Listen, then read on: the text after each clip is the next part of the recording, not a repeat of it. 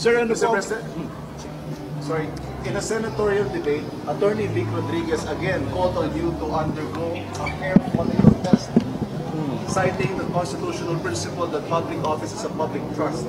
What do you say to this, Mr. President? No. No. Why should I do that?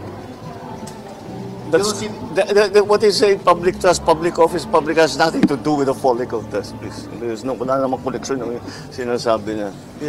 He's always had that weakness every time when he was still working for me. If he believed in what he was saying, why did he work for me? Mr. President, you're heading to the PF. Are you not bothered, sir, na yung mga spy camera nila nakatutok sa mga vital installations, sa mga EDCA sites? That's why we arrested them, because of course we are very disturbed by anyone conducting such espionage operations against our military and just the services that we are trying to provide the people. Yeah.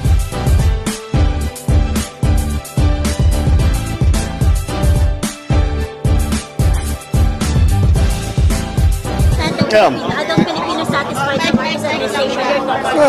Of course, it's always good to see that what we are doing is reaching the majority of people. Nararamdaman naman nila yung mga aming ginagawa. So, of course, it's very encouraging. Siyempre, lalakas ang loob namin para patibayin pa, pagandahin pa namin ang trabaho namin. Mabuti ito na may mga graduate na tayo na papasok ulit sa pamahalaan na bagong train. Yan ang mga kailangan talaga natin. That I'm sure inspires them as well as all of us public servants to continue doing the best that we can for our people. Sir, Yes. there are 5 Chinese spies arrested in Palawan. What are your thoughts on this? What information have you gathered so far? Are these states sponsored by China? Well, we have no contact with no official contact with China. We are still the investigative services are still developing more information to see exactly what these 5 have been what operations they have been doing while they've been here in the Philippines. Dahil yung iba matagal nang nandito, nakapangasawa na ng mga Pilipina. At sleeper talaga, sleeper. Ang tinatawag na sleeper. So, at kailangan, kung sakal, baka naman, pagka nakausap natin sila, masabi sa atin, baka meron pang mga iba na maaari nating puntahan at pag-explaining kung ano yung kanilang ginagawa. Mr. President, you're heading to the PF. Are you not bothered, sir, na yung mga spy camera nila nakatutok sa mga vital installations, sa mga EDCA sites? That's why we arrested them, because of course we are very disturbed by anyone conducting such espionage operations against our military and just the services that we are trying to provide the people. Yeah. Sir, ano Mr. po? President, sorry, in a senatorial debate, Attorney Vic Rodriguez again called on you to undergo a fair political test, citing the constitutional principle that public office is a public trust. What do you say to this, Mr. President? No. No. Why should I do that? That's, what they say, public trust, public office, public has nothing to do with the political test, please. There's no, wala namang connection ng sinasabi niya. He's always had that weakness every time when he was still working for me. If he believed in what he was saying, why did he work for me? Mr. President, you're heading to the PFP Leaders Summit. Yes, I'm going there now. Yes, are you going to lead yung kampanya ng mga admin candidates natin, and ano po yung advantage nila para sa panalo po? Well, iba-iba siyempre. Yung all the senatorials, the same. All of the locals, pareho naman. Iba-iba kasi yung kanilang mga advocacy. What we are doing is really more in terms of organization, in terms of well, the messaging I think is pretty clear to all our candidates already, because we have been talking about it for the last 2.5 years and even during the campaign. Kaya hindi na siguro kailangan ipaliwanag yun.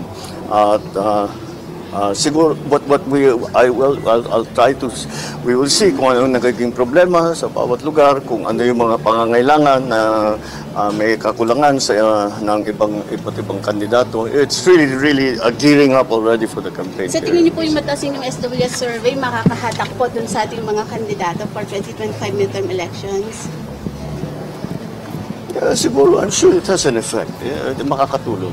Sir, ano po position nyo doon sa 200 pesos na dagdag sa arawang sahod ng mga manggagawa na ipinasa na ng House Committee? Yeah. Nananawagan po ang ilang kongresista na i-certify daw po ninyo as urgent bill. Ano po Yes. yung position? Well, the thing is that we have a tripartite board that actually determines the increase in the wage increase. So we'll have to we still have to study it further to see how that will work together. Because this is the tripartite body was a creation of Congress din.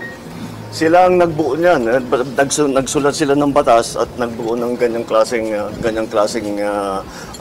entity. Yan ang trabaho nila para alamin kung ano yung dapat ang maging minimum wage. So now with this, I don't know how that's going to work together.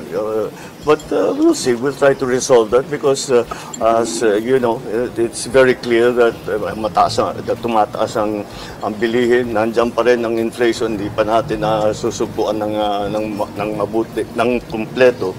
Kaya't it's certainly something that we have to think about, to assist to yung mga pangkaraniwan na tao. Now, it's not only one side to this question, there are many sides to this question. The employers are worried na sinasabi na lalo na yung mga maliliit na employer ay halimbawa mga sari-sari store, mga garahe, mga parlor, beauty parlor, yung mga ganun, yung maliliit lamang. Pag tinaas yung minimum wage, mababawasan ang kanilang empleyado kasi ganun pa rin yung pera nila, hindi naman matatagdan yung pera ng pambayad nila ng sweldo. So paano yun? How will that affect the economy? How will that affect the MSMEs? It's really the small, sa corporate, walang problema yan. Yung malalaking korporasyon, kaya nila yan, kahit anong increase ang ilagay nyo, kaya niyan. Pero yung maliliit, yun ang inaalala ng mga iba. And if there pinag-aaralan din namin kung ito ay magkakaroon ng increase sa consumer pricing. Ibig sabihin, inflationary, baka maging inflationary. Pero palagay ko naman there is a way to increase that, but we have to resolve the legal issues, we have to resolve the economic issues. So it still deserves a great deal of study. Thank you, sir.